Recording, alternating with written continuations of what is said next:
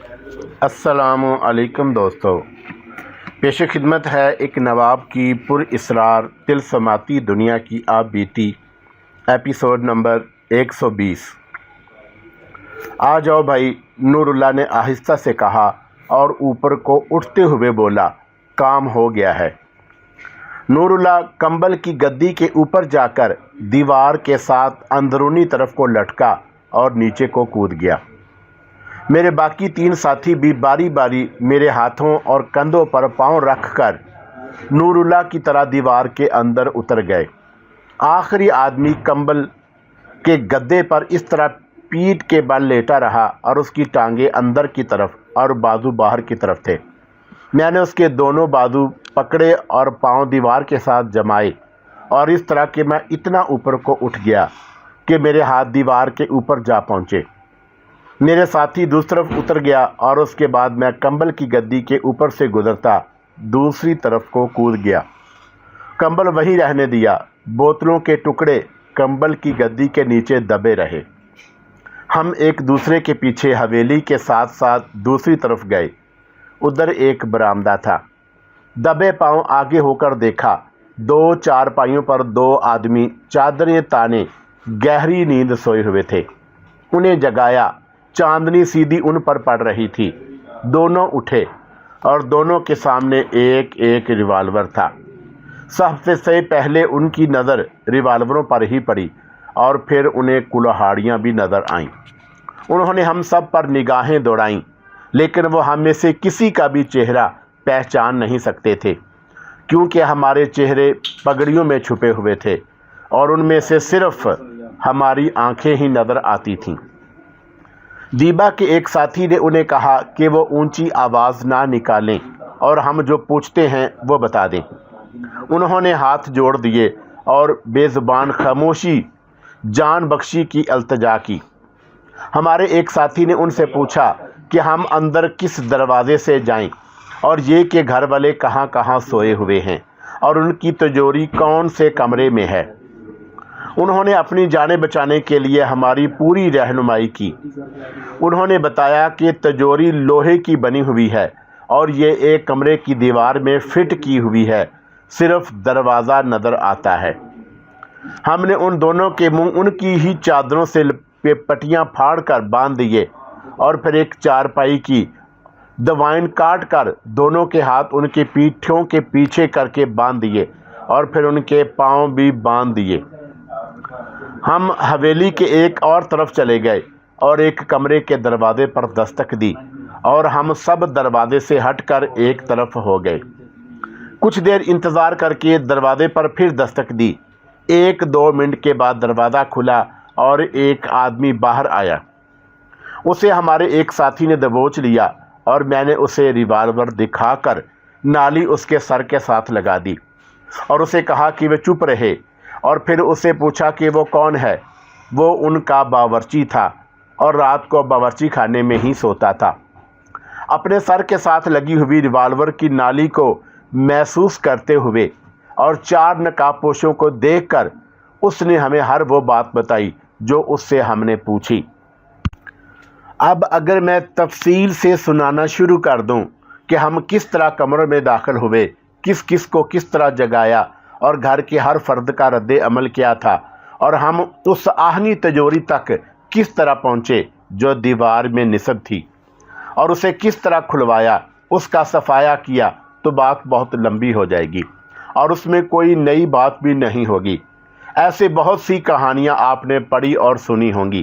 میں آپ کو صرف ایک واقعہ سناتا ہوں۔ میرے ساتھی ساہوکار کو جگا کر اس کے سینے پر پستول کی نالی رکھ کر اور اسے چمکتی ہوئی کلہاڑیاں دکھا کر اس کے ہاتھوں تجوری کھلوا چکے تھے۔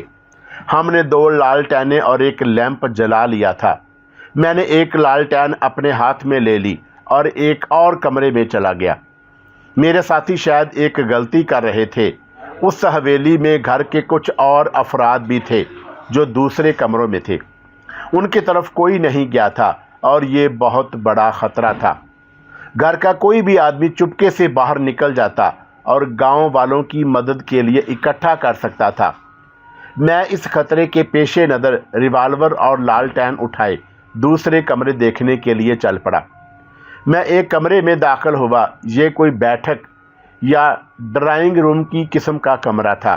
فرش پر دری بچھی ہوئی تھی، صوفہ نما کرسیاں تھیں اور کمرہ سجایا تھا۔ میں اس کمرے میں دیکھ رہا تھا کہ میرے عقب سے آواز آئی، ریوالور پھینک دو۔ میں پیچھے کو مڑا، ادھر ایک دروازہ تھا۔ دروازے میں میری عمر کا ایک جوان آدمی 2 نالی بندوق کا بٹ کندھے سے لگائے اور نالیاں میری طرف کیے کھڑا تھا۔ اگر میں ریوالور سیدھا کر کے اس پر گولی چلاتا تو میرے ریوالور سے گولی نکلنے سے پہلے وہ مجھ پر یکے بعد دیگرے 2 کارتوس فائر کر سکتا تھا۔ میرا دماغ تیزی سے سوچنے لگا کہ میں کیا کروں۔ ایک ترکیب یہ ذہن میں آئی کہ ریوالور اس کی طرف پھینک دوں، اور اگر وہ ریوالور اٹھانے کے لیے جھکے تو میں چیتے کی طرح جھپٹ کر اس کے اوپر جا پڑوں، لیکن یقین نہیں تھا کہ وہ ریوالور اٹھانے کے لیے جھکے گا۔ خدا نے ایک اور سبب پیدا کر دیا۔ ایک جوان اور بڑی ہی حسین لڑکی جس کے چہرے پر خوف و وحراس تھا اس آدمی کے ساتھ آن کھڑی ہوئی، اور اس کی آنکھوں میں آنسو تھے۔ اس آدمی نے ایک بار پھر کہا کہ ریوالور پھینک دو۔ وہ مجھ سے 12-14 قدم دور تھا۔ مدھم سی ایک امید پر میں نے ریوالور فرش پر پھینک دیا، لیکن اس کے قریب نہیں بلکہ اپنے قریب پھینکا۔ اس نے کہا کہ گولیوں والی بیلٹ بھی پھینک دو۔ میں نے بیلٹ بھی ریوالور کے قریب پھینک دی۔ میں نے جس امید پر ریوالور پھینکا تھا وہ پوری ہوتی نظر آنے لگی۔ یہ اس طرح ہوا کہ اس آدمی نے اپنے ساتھ لگی ہوئی لڑکی سے کہا کہ وہ ریوالور اور بیلٹ اٹھا لائے، لیکن لڑکی ڈرتی تھی۔ اس آدمی نے اسے ڈانٹ کر کہا کہ بزدل مت بنو، اسے میں نے نشانے میں لیا ہوا ہے، ذرا سا ہلا تو میں اسے اڑا دوں گا۔ لڑکی ڈرتے جھجکتے آہستہ آہستہ آگے آئی اور جھک کر ریوالور اور بیلٹ اٹھانے لگی۔ وہ ریوالور کو ہاتھ لگانے میں بھی ڈرتی تھی۔ میں نے اس آدمی کے پیچھے دیکھا اور ویسے ہی ہاتھ اوپر کر کے ایک اشارہ کیا۔ اس کے پیچھے کچھ بھی نہیں تھا، لیکن میرے اشارے سے وہ سمجھا کہ اس کے پیچھے کوئی آدمی آ رہا ہے۔ انسانی فطرت کے عین مطابق اس نے پیچھے دیکھا۔ میں گولی کی طرح جھپٹا اور ریوالور پر جھکی ہوئی لڑکی کو کمر سے اپنے بائیں بازو میں جکڑ لیا۔ میں نے 1 سیکنڈ میں فرش سے ریوالور اٹھا لیا۔ بندوق والے نے ادھر دیکھا تو صورتحال کچھ اور بنی ہوئی تھی۔ لڑکی کی پیٹھ میرے سینے کے ساتھ لگی ہوئی تھی اور وہ میرے بائیں بازو کی مضبوط گرفت میں تھی۔ میں نے ریوالور کی نالی لڑکی کی کمپٹی کے ساتھ لگا دی۔ بندوق میری طرف پھینک دو، میں نے بڑے آرام سے کہا۔ یہ لڑکی یہیں مرے گی یا میرے ساتھ جائے گی۔ وہ لڑاکا اور جنگجو نسل کا آدمی نہیں تھا، وہ ساہوکار کرنے والا ہندو تھا اور وہ پیسے ہی کو سب کچھ سمجھتا تھا۔ اس نے برخورداری سے بندوق میرے آگے پھینک دی اور ہندوؤں کی طرح ہاتھ جوڑ کر منتیں کرنے لگا کہ میں اس لڑکی کو چھوڑ دوں۔ یہ اس کی بیوی تھی اور صرف 4 مہینے پہلے ان کی شادی ہوئی تھی۔ اتنے میں نور اللہ مجھے ڈھونڈتا اس کمرے میں آیا اور فوراً بعد ہمارا ایک اور ساتھی آ گیا۔ انہوں نے اپنا کام مکمل کر لیا تھا۔ ہمیں صرف نقد رقم اور زیورات کی ضرورت تھی، کوئی اور چیز یا کپڑے اٹھانے کی ضرورت نہیں تھی۔ نور اللہ مجھے کہہ رہا تھا کہ باہر نکلو۔ اس نے بندوق اٹھا لی۔ میں نے لڑکی کو چھوڑا اور فرش پر پڑی ہوئی اپنی بیلٹ اٹھائی اور میں نور اللہ کے ساتھ باہر نکل گیا۔ میں نے اتنا دیکھا کہ اس کمرے میں ہمارا ایک اور ساتھی آ گیا تھا۔ ہم بیرونی دیوار والا آہنی گیٹ کھول کر باہر نکلے۔ نور اللہ نے ایک بوری سی اٹھا رکھی تھی۔ کہنے لگا کہ باقی ساتھی آ رہے ہیں، ہم گھوڑیوں تک چلتے ہیں۔ اس نے جو بوری اٹھا رکھی تھی وہ وزنی تھی۔ ایک طرف سے میں نے پکڑ لی اور ہم تیز تیز چلتے گئے۔ پیچھے دیکھا تو اپنے ساتھی نظر آئے۔ میں اور نور اللہ گھوڑیوں تک پہنچے۔ بوری ایک گھوڑی کی زین کے پیچھے باندھی اور ہم سوار ہو گئے۔ جب ہمارے باقی 3 ساتھی ہم تک پہنچے تو دیکھا کہ ان میں سے ایک نے لڑکی کو کندھے پر اٹھا رکھا ہے۔ لڑکی تڑپ رہی تھی اور وہ روتی تھی۔ لڑکی کو زمین پر کھڑا کیا تو دیکھا یہ وہی لڑکی تھی جسے میں نے اپنی ڈھال بنایا تھا۔ اسے کیوں اٹھا لائے ہو؟ میں نے کہا۔ چھوڑ دو اسے۔ چپ رہو سکندر، نور اللہ نے مجھے کہا، یہ ان کا کام ہے، ان کے کام میں دخل نہ دو۔ मैं चुप तो हो गया, लेकिन मैंने तहैया कर लिया कि इस लड़की को दीबा के पास नहीं रहने दूंगा और इसे आज़ाद कर दूंगा। दीबा के तीनों आदमी हंस पड़े। मैं घोड़ी से उतर आया। तुम्हारा यार शरीफ मालूम होता है, उनमें से एक ने नूरुल्लाह से कहा। शायद अभी तक अपने आप को CID का सब इंस्पेक्टर समझ रहा है, दूसरा बोला। उनका तीसरा साथी लड़की को एक घोड़ी की तरफ ले जाने लगा। वो उसे घसीट रहा था और लड़की रो रही थी। मेरे दोस्तों, मैंने उन तीनों से कहा, अगर उस्ताद दीबा के साथ मेरा कोई ताल्लुक़ ना होता तो मैं तुम्हें बताता कि लड़की को किस तरह ले जाते हैं। लड़की बैठ गई, वो आगे नहीं जाती थी। दीबा के एक आदमी ने लड़की के बाल पकड़कर ऊपर को खींचा। मैं आगे बढ़ा और उस आदमी को ज़ोर से धक्का दिया। वो पीछे जा पड़ा। उठो, मैंने लड़की से कहा। मत डरो, उठो। मैंने उसे बाजू से पकड़कर उठाया। वो मेरे मुंह की तरफ देखने लगी।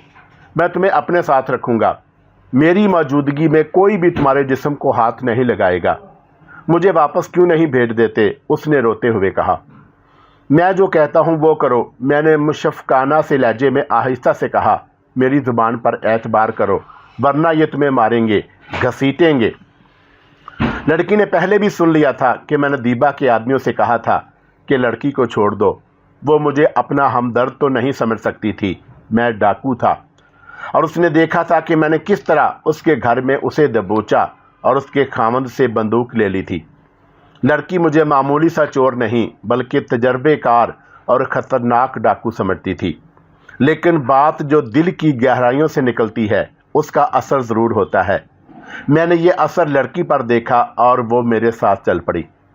नूरुल्लाह घोड़ी पर सवार था। मैंने लड़की को उठाया और नूरुल्लाह के पीछे बिठा दिया। मुझे पीछे से पकड़ ले लड़की। नूरुल्लाह ने लड़की से कहा, डरो नहीं। मैंने जिसे धक्का दिया था वो मेरे पास आया और मुझे बाजू से पकड़कर अपने साथियों के पास ले गया। हमने तुम्हारे मुतल्लिक़ बहुत कुछ सुना है सिकंदर भाई, उसने कहा। सुना है कि तुम कुछ अजीब से आदमी हो, लेकिन ख्याल रखना हम तुमसे ज़्यादा अजीब हैं। ये तो और ज़्यादा अच्छा है, मैंने मुस्कुराते हुए कहा। उस्ताद दीबा ने मुझे मेरे दो साथियों के साथ पनाह दी है।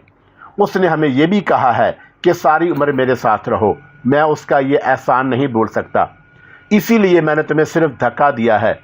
अगर उस्ताद दीबा का लिहाज ना होता तो तुम इस तरह मेरे सामने ज़मीन पर खड़े ना होते। मैं तुम्हें बेहोशी की हालत में वापस ले जाता। सिकंदर भाई, एक और बोला, आपस की दुश्मनी अच्छी नहीं होती, हमने इकट्ठे रहना है, ये बातें करने की जगह नहीं। मैंने कहा, गांव वालों का शोर तुम्हें सुनाई नहीं दे रहा। मैं तुम्हें ये बता देता हूँ कि मैं दोस्त बनाया करता हूँ, दुश्मन नहीं। मेरे साथ दोस्ती रखना। हम सब घोड़ियों पर सवार हुए और चल पड़े। गांव के लोग हमारे ताक़ब में आने की जुर्रत नहीं कर सकते थे। उन्होंने देख लिया होगा कि ये वारदात किसी बड़े डाकू की है और डाकुओं के पास बंदूकें और पिस्तौल हैं। फिर भी हमें ज़्यादा नहीं रुकना चाहिए था। नूरुल्लाह लड़की को पीछे बैठाए हुए हमसे आगे जा रहा था। इस लड़की का क्या करोगे? मैंने दीबा के साथियों से पूछा। इसके ससुर से इसकी कीमत मांगेंगे, एक ने जवाब दिया। कीमत ना मिली तो इसे बेच देंगे, मुझे जवाब मिला। देखो तो कितनी कीमती लड़की है। ये इतनी खूबसूरत ना होती तो हम ये वज़न अपने साथ ना लाते। इतनी हसीन लड़की पहले कभी देखी है? तुम इसके मुहाफ़िज़ क्यों बन गए हो? पकड़े जाने के डर से, मैंने जवाब दिया। इसकी कीमत मांगोगे तो पकड़े जाने का ख़तरा ज़्यादा होगा। मैं ये काम एक बार कर चुका हूँ। एक अंग्रेज़ की नौजवान बीवी को डाक बंगले से अगवा किया था और पुलिस को खुफिया इतला दी थी कि इतनी रकम दो और अपनी औरत ले जाओ। रकम आ गई, लेकिन साथ ही पुलिस भी आ गई और पुलिस के साथ फ़ौज भी थी। ये तो हमारी किस्मत अच्छी थी कि हम निकल आए। हमारी पोजीशन पहाड़ियों की वजह से अच्छी थी और पीछे दरिया था। हमारा एक साथी वहीं रह गया था, मारा गया होगा। नवाबज़ादा और नूरुल्लाह मेरे साथ थे। हम वहीं से जुदा हुए थे और इतनी मुद्दत के बाद मिले हैं। इसे बेचने में कोई ख़तरा नहीं। उनमें से एक और ने कहा, हमारी निशानदही हो सकती है। मैंने कहा, हम इसे बाज़ार में तो नहीं बेचेंगे। उसने कहा, किसी नवाब को देंगे और झोली भर रकम लेंगे और कुछ दिन तो उस्ताद दीबा इसे अपने पास रखेगा। मैंने कहा, ऐसी नौजवान और हसीन लड़की को वो शायद अपने पास ही रख लेगा। नहीं, मुझे जवाब मिला, वो भी कुछ तुम जैसा ही है कहा करता है कि औरत पर और कमज़ोर आदमी पर हाथ ना उठाओ, ये लड़की तो हमारा अपना माल है। मैंने हंस कर टाल दिया, लेकिन यह इरादा मेरा ईमान बन गया था कि इस लड़की को उनके पास नहीं रहने दूंगा। मैं उनके साथ इधर उधर की बातें करता गया और हम ठिकाने पर पहुंच गए।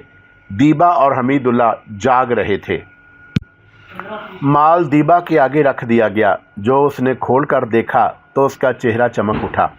एक हीरा भी लाए हैं उस्ताद, उसके एक आदमी ने कहा। बाहर है। तुम बाज नहीं आते? दीबा ने बात समझते हुए संजीदगी से कहा। लाओ इसे। लड़की को अंदर लाया गया तो दीबा ने लड़की को अपने पास बिठा लिया और उसे सर से पांव तक देखा। ये तो कंवारी लड़की है, दीबा ने कहा। इसे क्यों उठा लाए हो? साहूकार की बहू है उस्ताद, उसके एक आदमी ने कहा। क्यों लड़की? शादी कब हुई थी? 4 महीने हुए हैं, लड़की ने जवाब दिया और उसके आंसू बह रहे थे। दीबा ने अपने आदमियों को ऐसी नज़रों से देखा जिनसे साफ पता चलता था कि उसे उनकी यह हरकत अच्छी नहीं लगी। उसने कहा कि लड़की को दूसरे कमरे में बिठाया जाए। एक आदमी उसे अपने साथ ले जाने लगा तो लड़की ने तड़पना शुरू कर दिया। वो कुछ और समझ रही थी। चली जाओ, दीबा ने उसके सर पर हाथ रखकर कहा। इस कमरे में और कोई नहीं जाएगा। लड़की उस आदमी के साथ चली गई और वो आदमी वापस आ गया।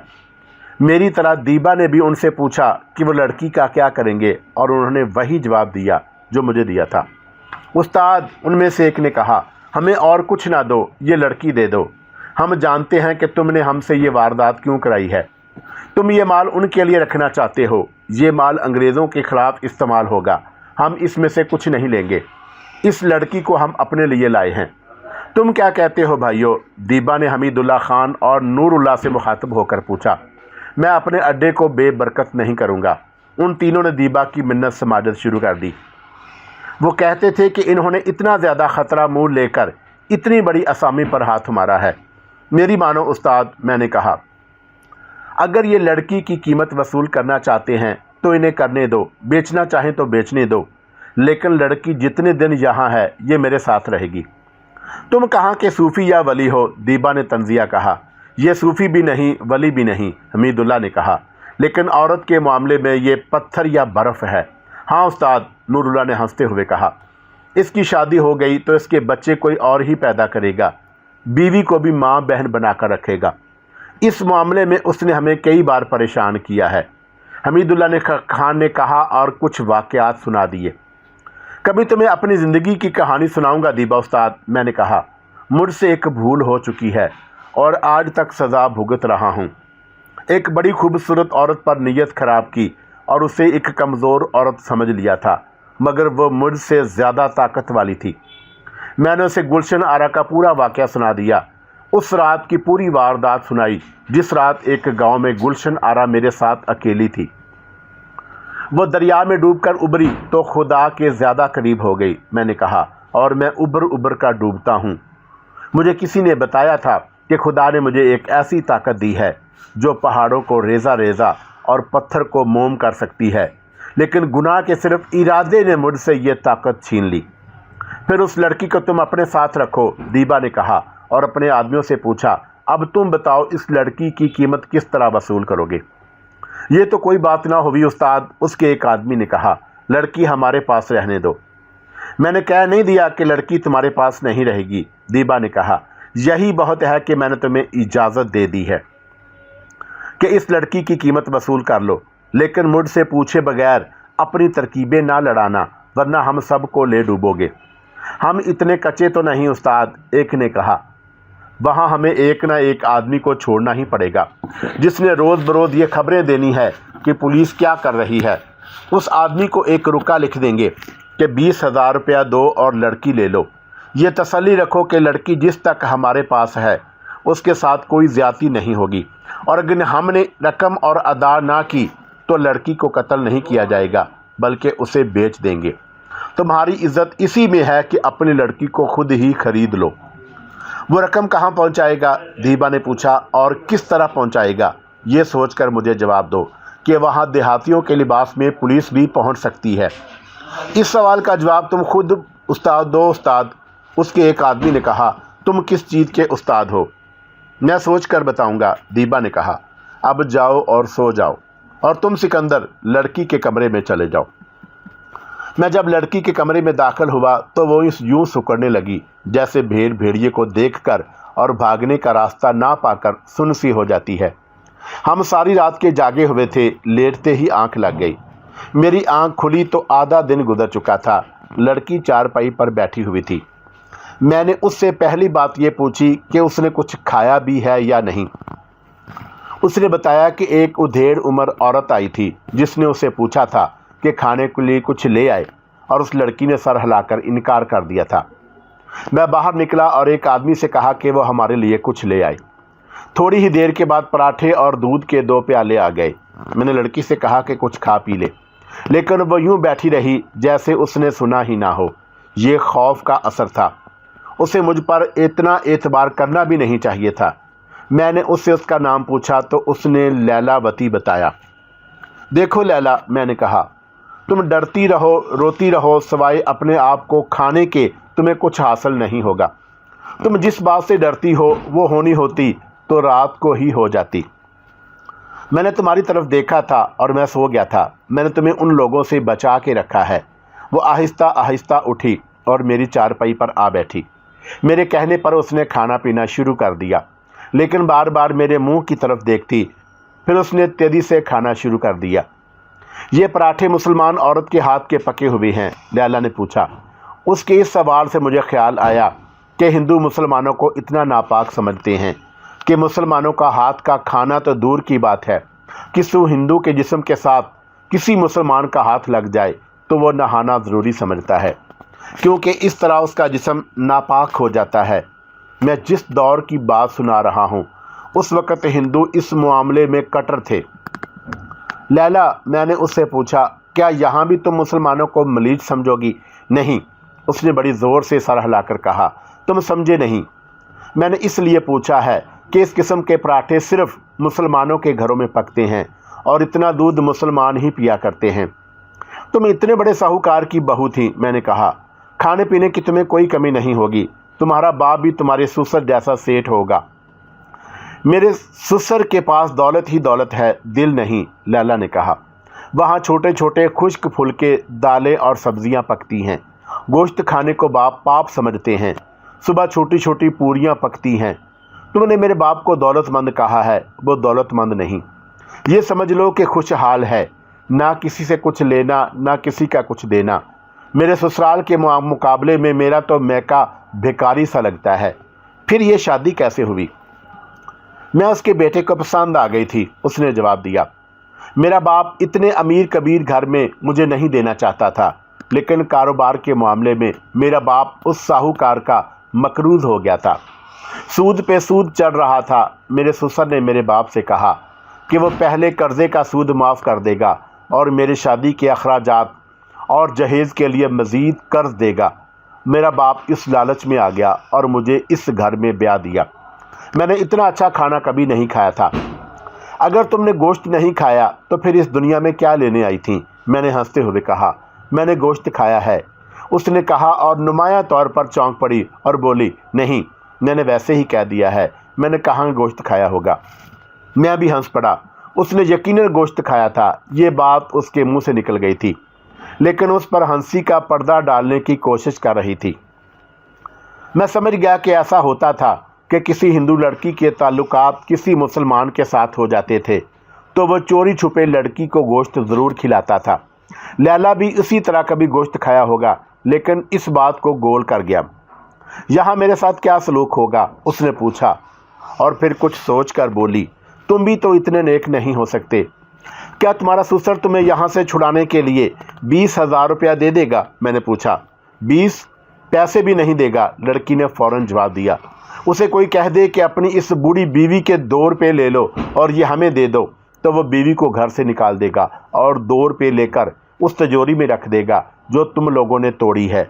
तुमने ये क्यों पूछा है? ये लोग तुम्हारी कीमत लेकर तुम्हें छोड़ेंगे, मैंने जवाब दिया।